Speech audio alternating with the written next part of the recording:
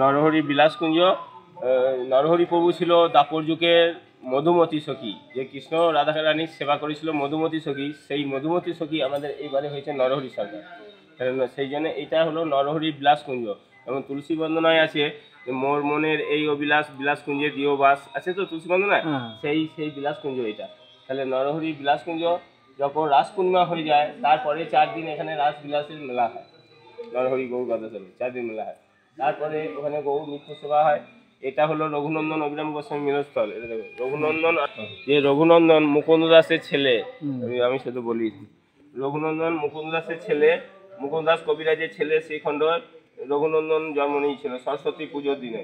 সেই রঘুনন্দন পিতলের বিগ্রহ গোপীনাথকে নাড়ু সেবা দিয়েছিল, যে আজ পর্যন্ত কোনো পণ্ডিতে নাড়ু দিয়েছে আর বিগ্রহ খেয়েছে এমন কই হয়নি। তো এখানে রঘুনন্দনের হাতে গোপীনাথ নাড়ু সেবা পেয়েছিল। সেই একটু বিস্তারে বলে টাইম লাগবে, অল্পের মধ্যে বলছি।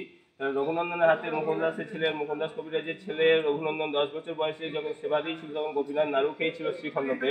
সেই নাড়ু খেয়েছে শুনে অভিরাম গোস্বামী দেখা করার জন্য এসেছিল। অভিরাম গোস্বামী দাপর যুগে শ্রীরাম শাখা ছিল, শ্রীরাম শাখা।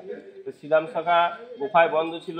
যখন সবাই আবির্ভাব হয়েছে, যেমন বলরাম নিত্যানন্দ হয়েছে, তারপরে আমাদের কামদেব রঘুনন্দন হয়েছে, শ্রীরাম শাখাকে খুঁজে পাওয়া যায় না। তখন নিতাই গৌর খুঁজে খুঁজে এনেছে, সেও তো গুফায় বন্ধ আছে।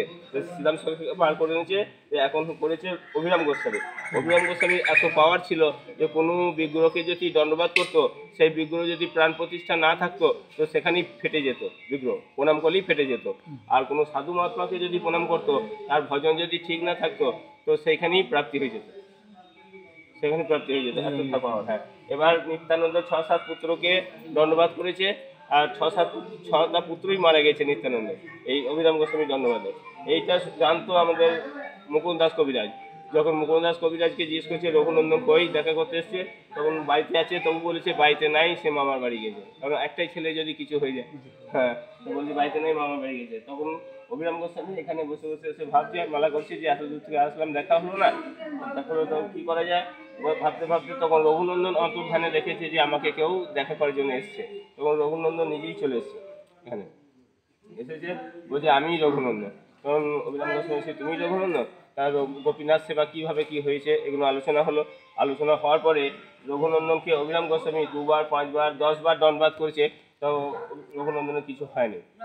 সেইটা দেখে মহানন্দে এরা দুজনে এখানে নৃত্য করে। নৃত্য করতে করতে রঘুনন্দনের পায়ে নুপুর কেটে গিয়ে এখান থেকে 10 কিলোমিটার দূর পানুহাটের পাশে আকাইহাট আছে, জানেন আকাইহাট? জানেন আকাইহাট? তো সেখানে কালাকৃষ্ণ দাসের মন্দির আছে, সেইখানে গিয়ে এখানে নুপুর নাচতে নাচতে নুপুর কেটে গিয়েছে, সেখানে গিয়ে নুপুর পড়েছে। সেখানে নুপুর কুণ্ড আছে, এখন আছে নুপুর কুণ্ড পড়েছে। সেখানে একটা খোল বাজিয়েছিল, সে খোল বাজিয়ে খুব নামি বাজিয়েছিল কালাকৃষ্ণ দাস। তো এই নুপুরটা সংকেত দিয়েছে যে এখানে দুজন নৃত্য করছে রঘুনন্দন আর অভিরাম গোস্বামী, তো খোলটা নিয়ে আসে। তো সে আকাইহাট থেকে দৌড়তে দৌড়তে খোল নিয়ে এসে এখানে সংকীর্তনের সম্মেলন হয়েছিল। এই হলো এখানকার মাহাত্ম, রঘুনন্দন আর অভিরাম গোস্বামী মিলন হয়েছিল, সেটা ওখানে বসেই হয়েছিল। লক্ষ্মণদাস প্রভু এখানে বসে বসে চৈতন্য মঙ্গল রচনা করেছিল। একটু কাছে গেলে লেখা আছে, লেখাটা শুধু তুলতে পারবে, উঠে যাও, ওই যাও, লাইট দেখা হবে। হ্যাঁ, মানে লোচন দাস প্রভু চৈতন্য মঙ্গল রচনা করেছিল এখানে।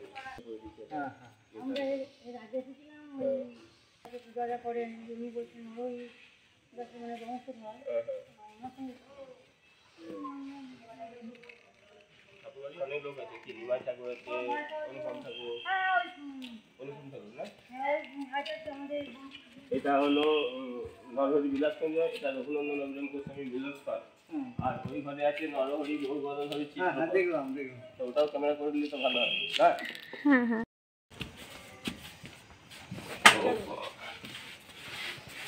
এই গৌর আমাদের নিত্য সেবা হয় 3 বার। নরহরি প্রাণ গৌর, গোপীনাথ, এটা রাধে মদন গোপাল। রাধে মদন গোপাল একটু কাছে করে দেখাই, ভালো করে ফটো তোলা আসছে। হ্যাঁ, রাধে মদন গোপাল। এটা হলো রঘুনন্দনের পাদুকা, যে রঘুনন্দন গোপীনাথকে নাড়ু সেবা দিয়েছে, সেই রঘুনন্দনের পাদুকা।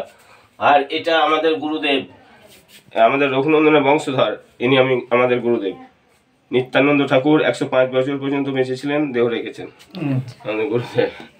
এটা রঘুনন্দনের বংশধর, যে রঘুনন্দন নাড়ু খেয়েছে তাদেরই পরম্পরা বংশধর। আর কি পূজারি, আমি সেবা করি। মদন গোপাল দাস বাবাজি রঘুনন্দনের বংশধরের কাছে দীক্ষিত। ঠিক আছে।